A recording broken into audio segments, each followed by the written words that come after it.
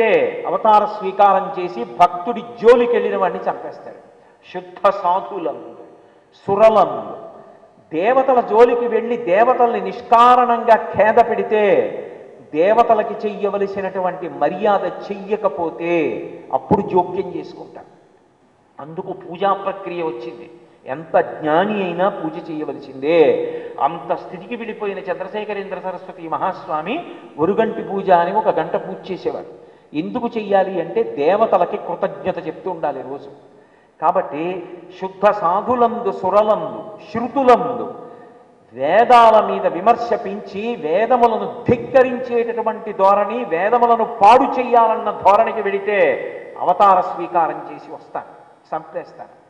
శుద్ధ సాధులందు సురలందు శృతులందు గోవులందు గోవులను అదే పనిగా బాధ పెట్టడం ఎక్కువైపోతే అప్పుడు లోకాన్ని ఒక చూపు చూడడానికి గోవులను రక్షించడానికి నేను వస్తాను. కాబట్టి శుద్ధ సాధులందు సురలందు శృతులందు గోవులందు విప్రకోటీయందు భగవంతుణ్ణి నమ్ముకుని వేదం చదువుకుని వేదం ఎలా చెప్పిందో అలా బ్రతుకుదామనేటటువంటి నిష్ట కలిగినటువంటి వారికి బాధ పెడితే వస్తాను. విప్రులందు ధర్మ పదవి ఎందు ధర్మాన్ని పాడు చేసేటట్టుగా ఈ ఆచారాలు ఏమిటండి, ధర్మం ఏమిటండి, ఎవడు చెప్పిన మాట అండి, సంతోషంగా బ్రతకడం గొప్పండి అని మాట్లాడేవాడు ఉంటాడే వాణ్ణి పడగొట్టడానికి వస్తాను. వాడు పాడు చేస్తుంటే వాడి కోసం వస్తాను. కాబట్టి అలా ధర్మ పదవి ఎందు తవిలి నా ఎందు చిట్ట చివరికి నేను సృష్టించినటువంటి నీరు అది తాగి, నేను సృష్టించిన గాలి అది పీల్చి, నేనిచ్చిన శరీరం చర్మము రక్తము మాంసము కొవ్వు అస్థి శుక్ల మేధావిడి తాతగారి సొమ్ము కాదు, నేనిచ్చి నిర్మించాను శరీరం. నేనిచ్చిన వాక్కు, నేనిచ్చిన అన్నం, నేనిచ్చిన నీళ్లు తాగి నన్నే అదే పనిగా తిడుతుంటే లోకమంతా అదే బాటని అనుసరించడం మొదలు పెడితే అవతారంగా వచ్చి సంహార ప్రక్రియ చేస్తాను. ఎప్పుడు పైకి కోపంగా కనపడతాను, కానీ నిజమునకు దాని జోలికొచ్చిన వాళ్ళ జోలికెడతాను తప్ప ప్రేమతో ఉన్న వాళ్ళని నేను ఎప్పుడు ఏది అనను. తెలియక అమాయకత్వంతో ఉన్న వాళ్ళ జోలికి నేను వెళ్ళను. ప్రయత్నపూర్వక దోషం చేస్తేనే నేను హింస చేస్తాను. ఇప్పుడు నాకు ఒక్క విషయం చెప్పండి. గంగానది తను పుట్టిన ప్రదేశంలో హిమాలయ పర్వతాల మించి ఒరుసుకుంటూ కింద పడుతూ ఉంటుంది. రంగతుంగ తరంగ సంగములతో రంజిల్లు ఘోషంబుతో బంగారంబగు పొంగుతో నురకతో పువ్వాట తుంపర్లతో భంగుల్ సల్పుచు జంఘలించుతన భో భగము నుండి జారం గంగమ్మను దల్చితే శిరమునన్ రంజిల్లుతున్ శంకర. ఆ గంగ కింద తల పెట్టలేకపోవచ్చు, కాబట్టి గంగ ఉగ్రంగా ఉందని మీరు అనగలరా? కాశీగంగ స్నానం చేయడానికి యోగ్యం. హరిద్వార్లో ఇనప గొలుసులు పట్టుకు దిగాలి, అంత వేగం. అంటే ఇప్పుడు గంగ తప్ప ఆ ప్రవాహ వేగాన్ని మీరు తట్టుకోలేరంతే. అంతేకాని దానికి రౌద్రస్వరూపం ఏమిటి? గంగకి రౌద్రస్వరూపం ఉండదు. గంగ యొక్క ప్రవాహాన్ని మనం తట్టుకోలేము, మన శరీరం యొక్క శక్తి చాలదు. అందుకని దానికి తగినట్టు స్నానం చేస్తాం. అలాగే భగవంతుడు దుష్టులను శిక్షించేటప్పుడు ఎంత కోపంగా ఉన్నట్టు కనపడనివ్వండి, తనని ఆశ్రయించిన వారి పట్ల అంత ప్రేమగానూ ఉంటాడు. అందుకే సూర్య చంద్రౌచ నేత్రే భగవంతుడి గురించి చెప్తే అది ఏ రూపంగా చెప్పండి? రెండు కన్నులు సూర్యచంద్రుల్ని చెప్తారు. విష్ణువుకి చెప్పారనుకోండి, క్షీరోధన్వత్ ప్రదేశే శుచమణి విలసత్సైకతే మౌక్తికానాం మాలా క్లప్తా సరస్తస్ఫటికమణి భైర్మౌక్తికైర్మండితంగ శుభ్రైరభ్రైరదభ్రైరుపరివిరచితైర్ముక్త పీయూష వర్షై ఆనందీన పునీయాత్తరి నదిన కదా శంకపాణిర్ముకుంద భూః పాదౌ యస్య నాభిః వీరసుర నిలచంద్ర సూర్యౌ చ నేత్రే. చంద్రుడు సూర్యుడు నీకు కన్నులంటారు. శివుడి గురించి చెప్తే వందే శంభుమాపతిం సరగురుం వందే జగత్కారణం వందే పన్నగభూషణం మృగధరం వందే పశూనాం పతిం వందే సూర్య శశాంక వన్హి నయనం అంటారు. అమ్మవారి గురించి చెప్తే సూర్యచంద్రులు ఇద్దరు ఆవిడ యొక్క కన్నులు అంటారు. ఎంతమందికి కళ్ళు వాళ్ళిద్దరు అంటే దాని యొక్క రహస్యం ఏమిటంటే నిజానికి సూర్యుడి యొక్క ప్రకోపాన్ని, ఆయన మధ్యాహ్నపు వెలుతుర్ని మనం ఈ కంటితో చూడలేం. ధర్మ వ్యతిరేకమైన వాళ్ళని మధ్యందిన మార్తాండుడిలా చూస్తాడు. తనని నమ్ముకున్న వాళ్ళని చంద్రబింబంలా ప్రసన్నంగా చూస్తాడు. అందుకే ఒకే భగవంతుడు ఒకరికి హడలు పుట్టిస్తాడు. అదే భగవంతుడి యొక్క రూపం భక్తుడైన వాడికి పరమ ప్రసన్న రూపం. మీకు నేను ఒక ఉదాహరణ చూపిస్తా. రామాయణంలో మారీచుడను ఒక రాక్షసుడు. వాడన్నాడు, రకారాదీని నామాని రామత్రస్తస్య రావణ రత్నాని చ రథాశ్చయ విత్రాస జనయంతిమే అన్నాడు. రావణాసురుడితో మాట్లాడుతూ, నాకు రాముడు అంటే ఎంత భయమో తెలుసా, రామ బాణం అంటే ఎంత భయమో తెలుసా, రాముడి ధనస్సు అంటే ఎంత భయమో తెలుసా, రాముడి రూపం అంటే ఎంత భయమో తెలుసా, ఎవరైనా నా దగ్గరికి వచ్చే రత్నం అందామని రా అనగానే పారిపోతా, ఎందుకంటే తర్వాత మా అంటారేమో నాకు భయం. రత్నాని చ రథాశ్చైవ, వాడు రథం అందాం అనుకున్నాడు, రా అన్నాడు, నేను పారిపోతాను, ఎందుకంటే మా అంటాడేమో నాకు భయం. ఆ పేరు భయం, ఆ రూపు భయం, ఆ ధనస్సు భయం, ఆయన కట్టుకున్న పంచ భయం, ఆయన యొక్క కన్నులు భయం, ఆయన ముఖం భయం, ఆయన యొక్క పేరు భయం నాకు అన్నాడు. అదే పేరు పతితపావన నామమై, అదే గోపరాజు గారైతే హరుణకు విభీషణునకు అద్రిజకుం తిరుమంత్రరాజమై కరికిన హల్యకుం ద్రుపద కన్యకు నాట్య హరించు చుట్టమై పరగన ఎట్టి నీ పతితపావన నామము నాదు జిహ్వపై నిరంతరము నటింపచేయుమి కదాచరది కరుణాపయోనిధి అన్నాడు. 14,000 మంది రాక్షసుల్ని 1 గంట 47 నిమిషాల్లో పడగొట్టాడు. నిత్తుటి ఏర్లు ప్రవహించే భూమి మీద రామావతారం ఉన్నప్పుడు అంతమందిని పడగొట్టాడు. బండన భీముడత్తజన బంధపుడుజ్వల బాణతూణ కోదండ కళాప్రచండ భుజతండవ కీర్తికి రామమూర్తికి రెండవ సాటి దైవమిక లేడుచున్ గడకట్టి భేది కాడండ డడాండ డాండ నినదమ్ముల జండము నిండ మత్త వేదండము నెక్కి చాటదను దశరథి కరుణాపయోనిధి అంటారు. అంతమందిని చంపాడు. అయితే రాముణ్ణి చూడడానికి భయపడేవాళ్ళు, రామనామం చెప్పడానికి భయపడేవాళ్ళు, రామకథ వినడానికి భయపడేవాళ్ళు, రామాయణం ఇంట్లో పెట్టుకోవడానికి భయపడేవాళ్ళు లోకంలో ఉంటారా? అసలు పిల్లవాడికి అమ్మ పాలిస్తూ చెప్పే మొదటి కథే రామాయణం.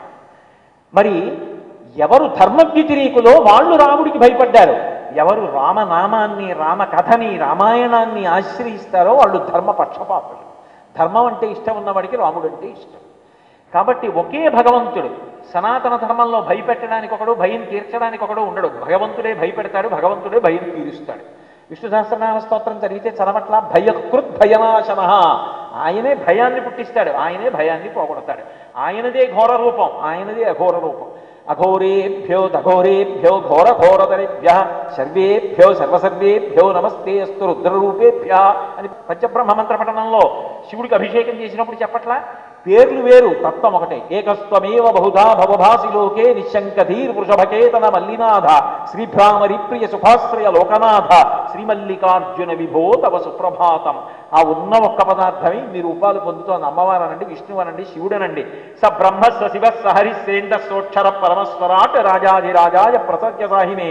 మీరు ఏ పేరుతో పిలవండి, వచ్చిన నష్టమేం లేదు. ఉన్నది మాత్రం ఆ ఒక్క తత్వం. ఏకో దేవ సర్వభూతాంతరాత్మ సర్వభూతాదివాస కర్మాధ్యక్ష సాక్షీచేతో కేవలో నిర్గుణశ్చ అంది వేదం.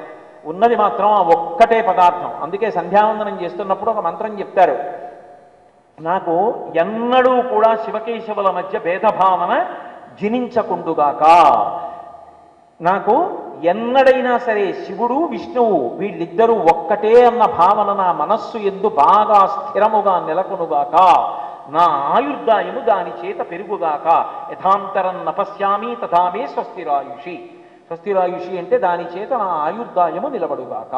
కాబట్టి ఈ శరీరంతో గతంలో చేసినటువంటి పాపం పోతోంది. ఈ శరీరం పాపపుణ్యాలు అనుభవించడానికి ఒక ఉపకరణం. ఇది ఉంది కాబట్టి గతంలో చేసిన పాపం దీనికి వచ్చిన బాధ రూపంలో పోతోంది. ఈశ్వర, నా పాపాన్ని తీసేస్తున్నావు.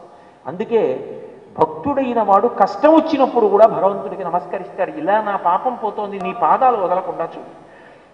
నిన్ను సేవింపగ నాపదల్పుడమని నిత్యోత్సవం బబ్బని జనమాతృండనని సంసార మోహంబు పైగనని గ్రహగతులు కుందింపని మేలు వచ్చిన రాణి లోకుల్నంగని మెచ్చని ఎలుగని లోలోన నిందించని చీకాకున్బడని మహత్తులని జేలొగ్గని మూకీభావనం తిట్టని త్రోయని నీ కారుణ్యము కలిగి ఉండినను అంతే చాలునో శంకర అంటాడు దుర్జటి.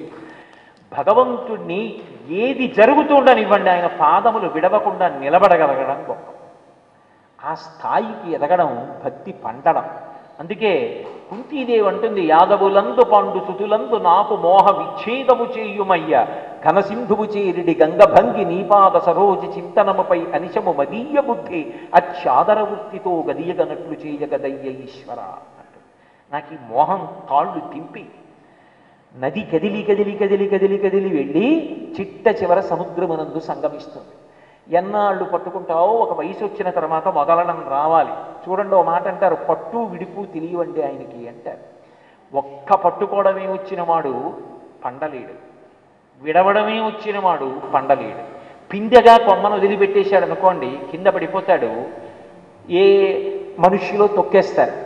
పండిపోయిన తర్వాత కొమ్మను వదలలేదనుకోండి, ఆ పండుగ అర్థం లేదు. పండిపోయిన తర్వాత వదలాలి, పండే వరకు పట్టుకోవాలి, పట్టు విడుపు తెలియాలి. పట్టుకోవలసిన నాళ్ళు కొన్ని పట్టుకోవు. ఇంకా నీకు ఒక స్థితి వచ్చిన తరువాత భగవంతుడు నీకు కొన్ని సంకేతాలు ఇస్తాడు, ఇక నువ్వు దూరంగా ఉండడం నేర్చుకోవాలి. అప్పుడు నిర్మోహమాటంగా దూరం అయిపో, వదిలిపెట్టేసి. ఇక అందులో ఇక పునర్విచారణ లేదు, ఇక మళ్ళీ వెనక్కి తిరిగి చూడడం సమస్య లేదు. పట్టు విడుపు ఇవి నీకు తెలియాలి, ఏకాంతం వైపుకి నడవాలి, కొన్ని కొన్ని సంఘాలు తగ్గించేసుకోవాలి, నీలో నువ్వు అనుభవించడానికి ప్రారంభం కావాలి, సంఘం తగ్గాలి, వైరాగ్యం వైపుకి వెళ్ళాలి. ఎక్కడ మొదలుపెట్టామో అక్కడ దాన్ని వదిలిపెట్టుకుంటూ వెళ్ళిపోవాలి. మళ్ళీ ఇది నీకు రాకపోతే ఈశ్వరుడు నేర్పుతాడు. ఆయన్ని నమ్ముకున్న వాళ్ళకి ఆయనే ఎప్పుడు ఏది విడిచిపెట్టేయాలో అది విడిచిపెట్టేటట్టు ఆయనే చేసేస్తాడు. ఇక చాలు, ఇన్నాళ్ళు పట్టుకున్నావు, ఇక వదిలి, ఇక వద్దు నీకు. కాబట్టి ధరించడానికి ఈశ్వరుడు సర్వకాలముల యందు పరమ కరుణామూర్తి, గొప్ప దయారాశి, నిరంతరము కూడా మనని అనుగ్రహిస్తూ ఉంటాడు. కష్టపెట్టినట్టు కనపడతాడు, నిజానికి కష్టపెట్టాడు. ఆయన ఏది చెయ్యనివ్వండి, అందులో అంతర్లీనముగా దయమాత్రమే అమ్మవారు అధివసించి ఉంటే, నేను చేయబోయే ప్రతి కార్యము మీ యొక్క అభ్యున్నతి కొరకే, ఇది నా యొక్క లక్షణం, ఇది నా తత్వం, నేను చేసే హింస వెనక దయ ఉంది తప్ప క్రౌర్యముతో నేను చెయ్యను. శుంభనిశుంభ వధ చేసిన, రాక్షస సంహారం చేసిన, భక్తుల్ని కాపాడిన, ప్రళయం చేసిన, మహాప్రళయ సాక్షిణినైనా, రాత్రివేళ స్వల్పకాలిక ప్రళయం చేసిన, భక్తి జ్ఞాన వైరాగ్యములనిచ్చి చివర మోక్షమునిచ్చిన నేనే. ఇదంతా హింస కింద కనపడుతుంది, కానీ హినస్థితి సింహ, భగవంతుడు చేసే హింసలా కనపడేటటువంటి దీని వెనక కారుణ్యములు చెప్పడం, భగవంతుడు సింహవాహనం మీద రావడం. అందుకని అమ్మవారు సింహవాహనం మీద వచ్చింది. ఇప్పుడు అమ్మవారు సింహవాహనం మీద వస్తూ మనకి కనపడింది, ఆమె కారుణ్యం కనపడాలి. సింహాన్ని చూస్తే పారిపోతాయి జంతువులన్నీ, సింహనాదం వినపడితే ఎవ్వరూ మిగలరు అరణ్యంలో. సింహం బయటికి వచ్చిందనుకోండి, మిగిలినవన్నీ గుహల్లోకి పారిపోతాయి. సింహావలోకనం అంటారు. అయినా సరే వెడుతూ ఒకసారి ఇలా చూడదు, వెనక్కి ఆగుతుంది, ఆగి బాగా ఒళ్ళు వెనక్కి తిప్పి ఇటు చూస్తుంది, మళ్ళీ ఇటు తిప్పి చూస్తుంది, వెనక్కి తిరిగి మాత్రం చూడదు, శరీరాన్ని తిప్పదు, తలని బాగా తిప్పి చూస్తుంది అన్ని వైపులా. నిరంతరం పరిశీలించుకునేటటువంటి అలవాటు ఉండడం సింహావలోకనం. నేను సింహం మీద వస్తున్నప్పుడు నువ్వు నా యొక్క అనుగ్రహాన్ని, నా యొక్క లక్షణాన్ని, నా తత్వాన్ని నువ్వు సింహావలోకనం చేయి. నేను ఎందుకు ఎక్కానో నీకు అర్థం అవుతుంది, నా దయ ఏమిటో నీకు అర్థం అవుతుంది. అర్థమైన ఉత్తర క్షణంలో నువ్వు ఇలా అనకుండా ఉండలేవు. ఇలా నువ్వు అనగానే, ఆ భక్తితో ఆ ప్రేమతో నువ్వు ఇలా అనగానే ఒక్క నమస్కారం చాలు. సకృన్నత్వా నత్వా, నేను నిన్ను నావాడిగా చేసుకుని ఇప్పటి వరకు రాగము ద్వేషము అన్న పాశములతో ఉన్నవాడికి భక్తి పాశములు వేసి నా పాదముల దగ్గరికి రాక్కుంటాను. రాగస్వరూప పాశాఢ్య క్రోధాకార అంకుశోజ్వల మనోరూపేక్షుకోదండ పంచతన్మాత్రశాయక. అందుకొస్తోంది సింహవాహనం మీద, అందుకొస్తున్నారు వెంకటేశ్వరుడు సింహవాహనం మీద, అందుకు ఎక్కుతారు సింహవాహనం మీద. ఈయన ఎక్కచ్చు, ఈయన ఎక్కకూడదు అని ఉండదు. అలాగా అది భగవత్ తత్వం. ఆ తత్వం తెలిస్తే ఎవరెక్కాలని రక్కూడదు, భగవంతుడు ఎక్కుతాడని అర్థం చేసుకోవాలి. నువ్వు నేను ఎక్కమని అర్థం చేసుకోవాలి. ఎందుకంటే ఈ లక్షణములు మన ఎందు లేవు కాబట్టి, మనం ఇది చెయ్యలేం కాబట్టి మనం సింహం ఎక్కాం. ఆయన సింహం ఎక్కి హింస చేస్తారు. అది హింసకు ప్రతీక. ఏం శాస్త్రం ఏం దాచుకోవాలా, హినస్థితి సింహ అని నిర్వచనం చేసింది. కానీ ఆయన చెయ్యడంలో ప్రతి హింసలా కనపడే కార్యం వెనక సముద్రమంత లోతైన ప్రేమ, అంత దయ ఎలా దాగి ఉందో మనకి ఆవిష్కరిస్తుంది సింహవాహనం. అందుకే వాహన సేవ చెయ్యడం అనేటటువంటిది జీవితంలో అంత తేలికైన విషయం కానే కాదు. ప్రత్యేకించి శారదా నవరాత్రుల్లో వాహన సేవ చేసి తీరండి అంటారు. ఎందుకో తెలుసా? శారదా నవరాత్రులు తమోగుణం పోగొట్టేటటువంటి లక్షణం ఉంటుంది. శారద, ఆమె అనుగ్రహం ఉంటేనే తమోగుణాన్ని పోగొట్టుకుంటారు. అందుకే అది ఒక సంవత్సరాన్ని రోజుగా ప్రమాణంగా తీసుకుంటే బ్రాహ్మీ ముహూర్తం. వాహన సేవ చెయ్యాలన్నా, వాహనం వెంట నడవాలన్నా, వాహనం మీద ఉండగా ప్రదక్షిణం చెయ్యాలన్నా, వాహనం కింద నుంచి దూరాలన్నా ఎక్కడో పెట్టి పుట్టాలి, లేకుండా సాధ్యం కాదు. అది అంత తేలికగా చేసే సేవ కాదు. అందుకే అంత గొప్ప సేవగా వాహన సేవ వర్ణింపబడింది. అది సింహవాహనం. సరే, నేను ఒక్క సింహవాహనం గురించే పరిశీలనం చేస్తూ కూర్చుంటే ఇంకా 2 రోజులే ఉపన్యాసాలు. కాబట్టి ఇంకొక వాహనం గురించి మాట్లాడే ప్రయత్నం చేస్తాను. భగవానుడు శేషవాహనం మీద వస్తూ ఉంటాడు. శేషవాహనము అంటే తిరుమల సంప్రదాయంలో అయితే 2 రకాలుగా వాడతారు. పెదశేషవాహనము, చినశేషవాహనము అని రెండింటిని వాడతారు. 7 పడగలతో ఉంటే పెదశేషవాహనం అంటారు, 5 తలలతో ఉంటే చినశేషవాహనం అంటారు. నిజానికి అవి ఒకటి ఆదిశేషుడు, రెండవది వాసుకి. ఈ రెండిటిని ఆయన వాహనంగా స్వీకరించి వస్తున్నాడు. అయితే మీరు ఇక్కడ ఒక విషయాన్ని బాగా పట్టుకోవాలి. ఆయన వాహనంగా స్వీకరించి వస్తున్నాడు అనేటటువంటి దాన్ని కేవలంగా ఎంతసేపు యాంత్రికంగా అదో వాహనం, నేను ఎక్కిన కారులాగో మోటార్ సైకిల్ లాగో అని అనుకోకూడదు. దాని తత్వం తెలుసుకున్న నాడే తరిస్తారు. అప్పుడే భగవంతుడి వైపుకి ఆముముఖ్యం కలిగి ధర్మమునందు అనురక్తి కలుగుతుంది. ఆదిశేషుడు ఒక వాహనం అయ్యాడు. ఎందుచేత వాహనం అయ్యాడు అంటే, ఆదిశేషుడు లేనప్పుడు వాహనం ఉండదా అన్న ప్రశ్న ఉండదు. యజ్ఞోపవీతంలో అది సహజం కాదు. ఆ గుణముల చేత ఆకర్షితుడై భగవంతుడు ఒకప్పుడు ఆదిశేషుణ్ణి వాహనంగా స్వీకరించి అనుగ్రహించాడు. ఎందుచేత అంటే, వినత, కద్రువ వీళ్ళిద్దరూ కూడా కశ్యప ప్రజాపతి యొక్క భార్యలు. ఇద్దరు భార్యలు భర్తని చాలా కాలం అనుగమించారు. కశ్యప ప్రజాపతికి సేవ చేశారు. సేవ చేసి భర్తని అడిగారు. యోమే భర్త సమీ గురు తం నిత్యమనురక్తాస్మి యథారూపాం సువర్చల అంటుంది సీతమ్మ. భర్తని మించిన దైవం లోకంలో లేదు. కాబట్టి ఆ భర్తని అనుగమించి వాళ్ళు అడిగారు, అయ్యా మాకు సంతానం పొంది తల్లుల అవ్వాలని కోరిక ఉంది అన్నారు. ఆయన అన్నాడు, చాలా సంతోషం. తల్లి అవ్వాలనేటటువంటి కోరిక లోకంలో ఏ స్త్రీకి ఉండదు. మీరు పొందినటువంటి కోరిక పూర్తిగా సమర్థించవలసినదే. కాబట్టి మీరే వరమడగండి, మీకు ఎటువంటి సంతానం కావాలని అనుకుంటున్నారో కోరుకోండి అన్నాడు. అంటే కద్రువ దీర్ఘమైనటువంటి శరీరము కలిగినటువంటి వాళ్ళు, అగ్నిహోత్రంలా వెలిగేటటువంటి శరీరం ఉన్నవాళ్ళు, మంచి తేజోవంతులైనటువంటి వాళ్ళు, నాకు అనేక మంది సంతానం కావాలి అని కోరుకుంది. ఆయన అన్నాడు, తథాస్తు అన్నాడు. రెండవ భార్య వంక తిరిగాడు, వినత వంక, చిన్న భార్య. ఆమె వంక తిరిగి ఆమెను అడిగాడు, నీకెవరు కావాలని అడిగాడు. ఆవిడంది, అక్క కోరుకుంది కదూ, అగ్ని వంటి తేజస్సు ఉన్నవాళ్ళు, దీర్ఘమైన శరీరం ఉన్నవాళ్ళు, అపారమైన బలము తేజస్సు ఉన్నవాళ్ళు కావాలని. వాళ్ళందరిని శక్తిని మించిపోయినటువంటి బలము తేజస్సు ఉన్న ఇద్దరు కావాలి. తథాస్తు అన్నాడు. ఇద్దరికి అటువంటి సంతానం కలగాలని పుత్రకామేష్టి చేశారు. పుత్రకామేష్టిలో దేవతలు అనుగ్రహించారు. అనుగ్రహించిన కారణం చేత గర్భమునందు గుడ్లు పెరిగాయి. ఆ గుడ్లు బయటికి వచ్చినప్పుడు ఏం చేశారంటే, వాటినన్నిటినీ కూడా ఈ రోజుల్లో ఇన్క్యుబేటర్ అన్న మాటతో ముందు పుట్టినటువంటి పిండాన్ని ఎలా అమ్మ కడుపులోనే ఉన్నటువంటి వేడిలో పెంచి సురక్షితంగా మళ్ళీ తయారయ్యేటట్టు చేస్తున్నారో, అలాగే ఆ రోజులలో నీటి కుండలలో ఉంచి వాటిని పొదగడానికి అవకాశం కల్పించారు. మొట్టమొదట కద్రువకి సంబంధించినటువంటి గుడ్లు పగిలాయి, అంటే పొదగబడ్డాయి. అందులోంచి ఆదిశేషుడు, వాసుకి, ఇలావంతుడు ఇటువంటి శ్రేష్టమైనటువంటి నాగులు వచ్చారు. దీర్ఘమైన శరీరములు, అగ్నిహోత్రము వంటి తేజస్సు, అపారమైన బలపరాక్రమములు కదా అడిగింది. అందుకని వాళ్ళు పుట్టారు. కబురు వచ్చింది వినతకి, చెల్లెలు కదూ, మీ అక్కకి పిల్లలు పుట్టారు అని. ఆమె తన 2 గుడ్ల వంక చూసింది.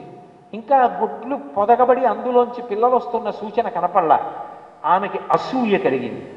ఈ కథ ఎక్కడ చెప్పారో తెలుసా? భారతంలో ఆది పర్వంలో చెప్పారు. ఎందుకు చెప్పారో తెలుసా? ఆది మొదలు మహాభారతం నడవడానికి అంతటికీ కారణం ఏదంటే అసూయ.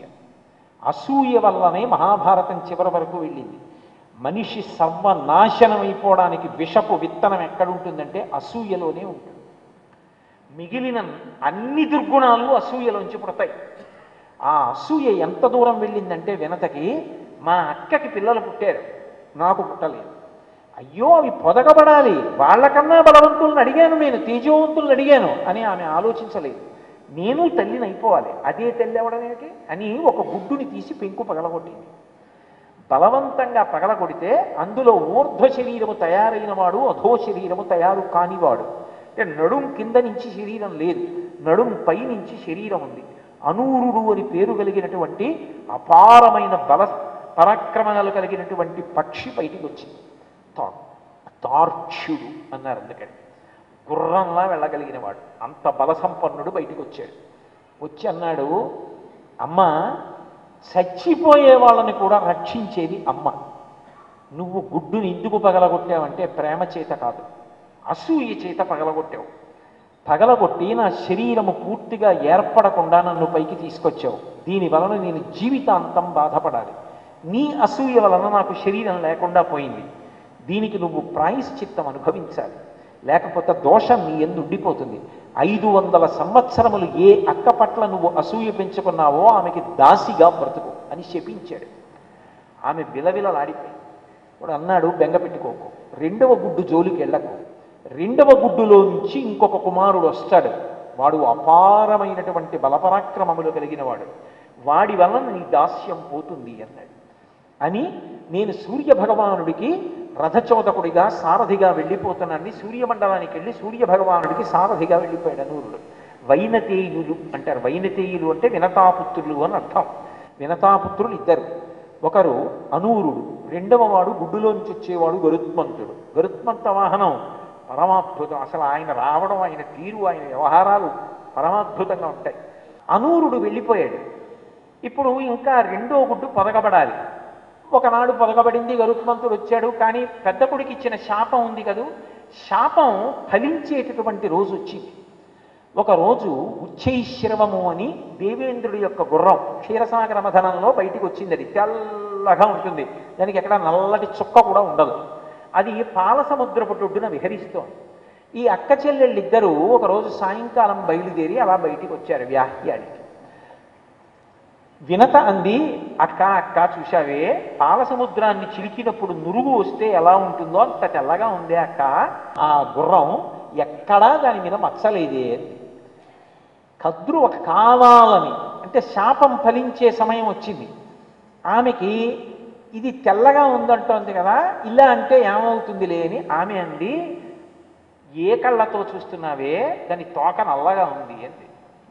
అక్క నువ్వే కళ్ళతో చూస్తున్నావే, దానికి నలుపెక్కడుందే, తోక కూడా తెల్లగా ఉంది అని. దగ్గరికి వెళ్ళి చూద్దాం వినత. కద్రువుకి భయం వేసి దగ్గరికి వెళితే తోక తెలుపని కద్రువుకి తెలుసు. అందుకే ఆమె అంది, భర్త గారు సాయంకాలం అగ్నికార్యం చేసుకుని ఇంటికి వస్తారు, భర్తృ శుశ్రూష మన ధర్మం, ధర్మం తప్పకూడదు, ఇంటికి వెళ్ళిపోదాం, ఆ గుర్రం అక్కడే ఉంటుంది, రేపు వచ్చి చూద్దాం. సరే పద అని వెళ్ళిపోయారు. కద్రువుకి భయం పట్టుకుంది, ఎందుకనంటే తోక నలుపు కాదు, పందెం పెట్టేసి తొందరపడిపోయి